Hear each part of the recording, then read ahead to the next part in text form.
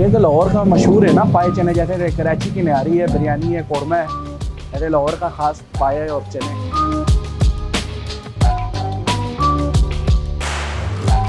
लाजमी इंशाल्लाह ताला आपको लाहौर वाला टेस्ट मिलेगा।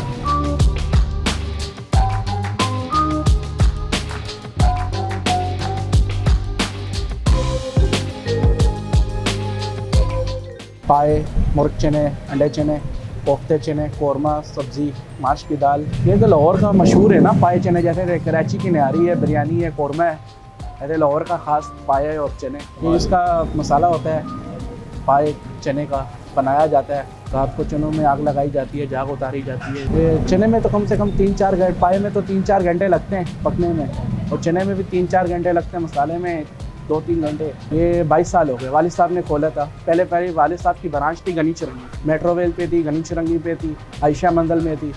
फिर गनी चिरंगी वाली टूट गई, लेबर स्क्वायर वाली भी टूट गई, मेट्रो वेल वाली खाली हो गई।